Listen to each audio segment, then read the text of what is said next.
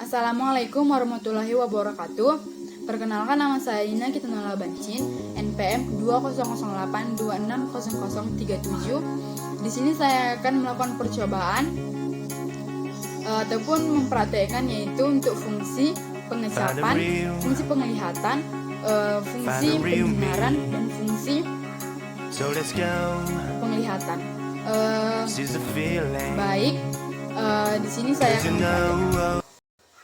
Di sini kita akan mengukur berapa diameter pupil ketika menghadap cahaya.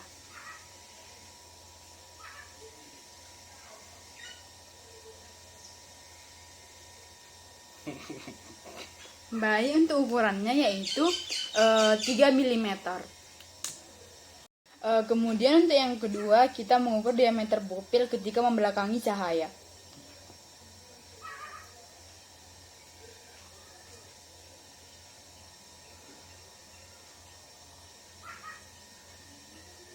Untuk ukurannya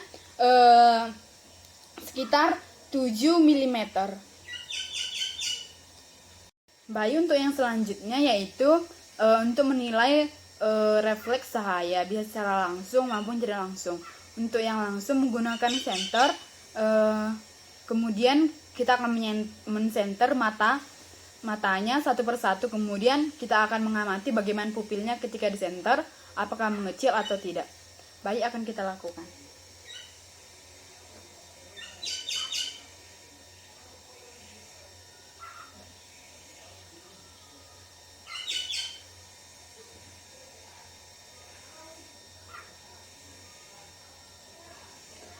Untuk yang menggunakan senter, pupilnya akan mengecil. Untuk yang tidak langsung, yaitu dengan cara kita meletakkan satu tangan kita di pertengahan, kemudian kita center misalnya mata kiri, lalu kita amati mata kanan, apakah mata kanannya ikut membesar ataupun mengecil. Akan kita lakukan.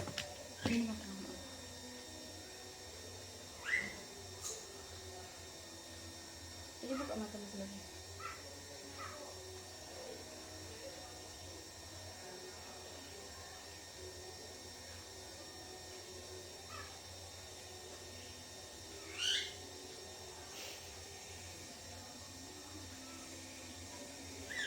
Dapat kita simpulkan kalau kita memeriksa mata kiri, mata kanannya tidak ikut, pupil pada mata kanannya tidak ikut mengecil. Kemudian untuk selanjutnya yaitu menentukan titik dekat dengan membaca. Caranya kita mengambil buku yang ada tulisannya, kemudian kita suruh orang yang diperiksa melihat satu kata pada buku, kemudian ketika dia melihat satu kata, maka perlahan dekatkan tulisan sampai di titik mana tulisannya masih terlihat jelas, lalu ukur dengan penggaris jarak antara buku dengan mata. Akan kita lakukan. Ini masih jelas. Coba dekatkan. Sampai mana kalau jelas? Masih. Sampai situ. Itu jelas. Masih. Enggak sampai jelas. Ini. Udah jelas. Untuk pemeriksa sampai di sini kejelasannya untuk membaca.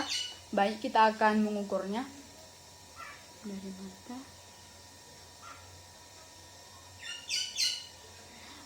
Untuk jaraknya yaitu 13 cm. Untuk pemeriksaan selanjutnya yaitu memeriksa fungsi pendengaran. Yang dilakukan yaitu tes Rina dan tes Weber, yaitu menggunakan garpu tala. Tetapi karena di rumah tidak ada garpu tala, maka bisa menggunakan pulpen. Tapi tidak wajib untuk memberikan hasilnya. Untuk tes Rina itu membandingkan hantaran udara dengan hantaran tulang. Normalnya hantaran udara itu lebih bagus daripada hantaran tulang. Maka dengan tes Rina ini kita mengetahui seseorang normal atau tidak, yaitu hantaran udara lebih bagus daripada hantaran tulang atau mengalami pulih. Caranya yaitu kita menggetarkan garpu tala. Kalau garpu tala itu ada dua ujungnya seperti sendok garpu.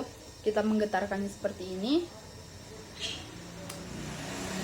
Kemudian kita letakkan batangnya tegak lurus dengan tulang mastoid, yaitu yang di pada belakang telinga seperti ini. Ini ada tulang mastoidnya seperti ini. Kemudian kita tanyakan pada yang kita periksa apakah suaranya sudah hilang. Kalau sudah hilang maka kita pindahkan garpu tala di depan telinga seperti ini. Kemudian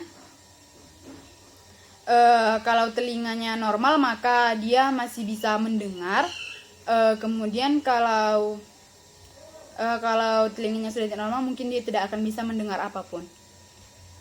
Kemudian yang selanjutnya kita akan melakukan tes Weber. Untuk tes Weber ini kita petik garpu tala, lalu kita letakkan di ubun-ubun seseorang yang kita periksa. Kemudian yang di tengah ini atau di bagian tengah hidung seperti ini, ataupun di tengah dagu seperti ini. Seperti ini. Yang mau kita nilai adalah ada tidaknya suara atau bisakah dia mendengar suara baik dari kiri ataupun kanan telinga. Normalnya itu tidak dapat mendengar apapun. Karena kita tidak menggunakan garpu tala, jadi kita tidak bisa menentukan hasilnya.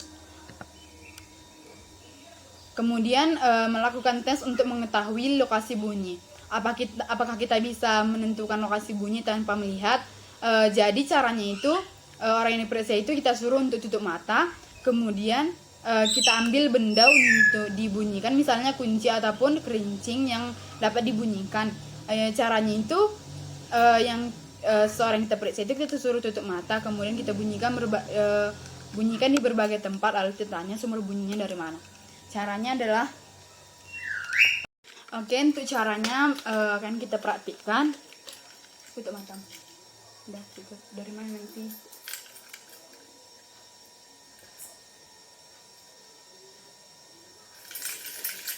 Di mana, dari mana bunyinya? Belakang. Ya, baik. Untuk fungsi pendengaran seseorangnya masih bagus karena dia mengetahui bahwasanya arah dari bunyinya itu dari belakang. Di mana? Dari depan. Dari samping kiri. Baik, untuk fungsi pendengarannya baik. Baik, kita lanjutkan untuk pemeriksaan yang ketiga, yaitu memeriksa fungsi penciuman. Untuk melihat kemampuan penciuman lubang hidung kanan ataupun kiri. Caranya itu kita tutup salah satu lubang hidung, kemudian kita letakkan di depan hidung benda-benda yang baunya khas, misalnya kopi ataupun minyak angin. Ketika dia tutup mata, kemudian kita tutup satu lubang hidungnya, apakah dia bisa menebak itu bau apa, begitu sebaliknya. Baik, kita akan lakukan caranya. Tutup mata.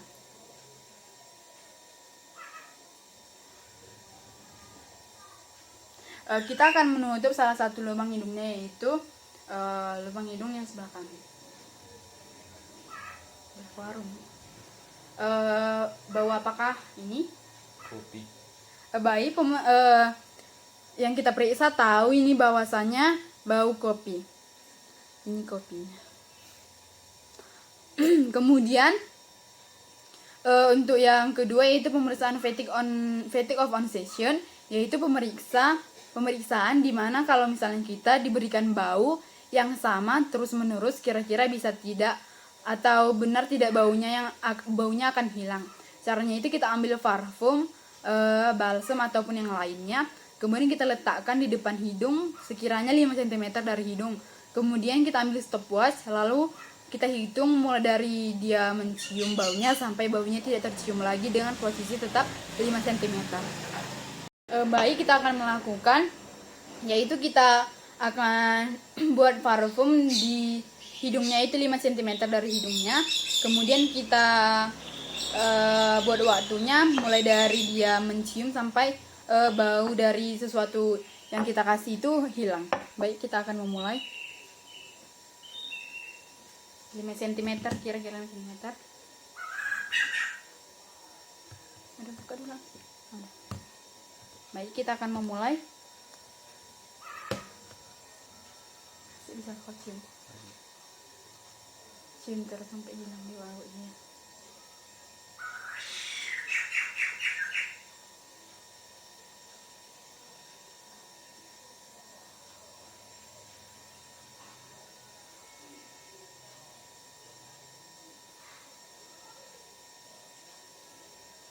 Masih.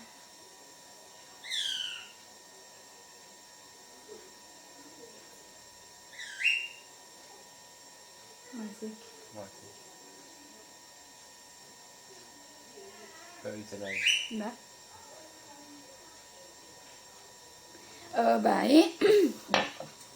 Untuk waktunya yaitu 43 detik.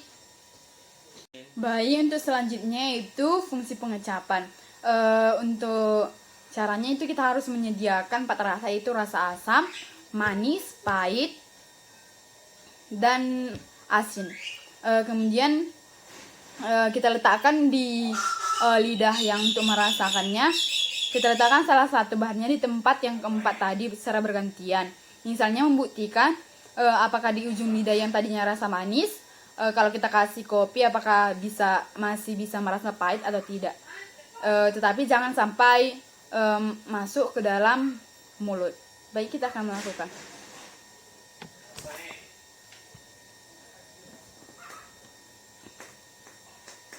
Pertama kita akan mengeringkan lidahnya.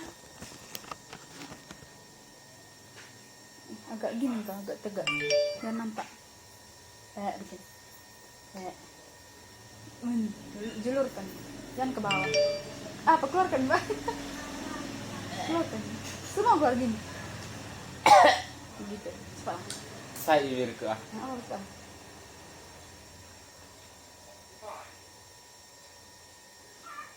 Oke, baik. Kita tes untuk kurang gini, kurang nampak deh. Untuk biasanya kan yang untuk ujung lidah yang ini, yang di sini untuk merasakan manis. Coba kita kasih untuk rasa yang berbeda, apakah lidahnya tak bisa merasakan atau tidak. Kita akan memeriksa dengan rasa asam. Terasa asam? Iya. Terasa. Untuk yang di ujung lidah yang untuk seharusnya rasa manis, ketika kita kasih rasa asam, masih bisa merasakannya. Baiknya kita akan memeriksa untuk yang sebelah kiri dan kanan, pada memeriksa yang seharusnya itu untuk rasa asin. Coba kita kasih untuk rasa yang lainnya, apakah bisa merasa apa tidak. Nah, jangan gini. Agak keluarkan dikit lagi.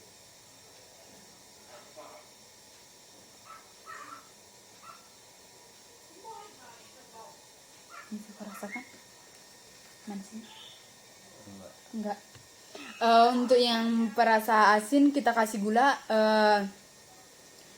Orang yang kita periksa tidak bisa merasakannya. Tidak bisa merasakan gula yang kita kasih. Coba untuk selanjutnya itu untuk rasa asam pada ujung lidah, kita akan beri untuk rasa yang lainnya. Oke,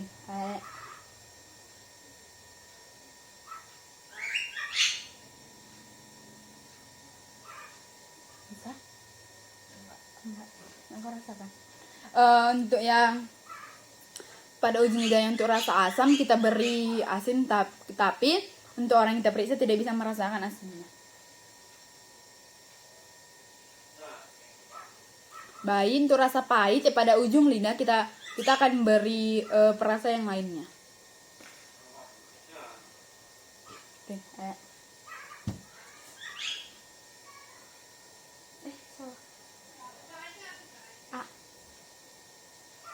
Bisa.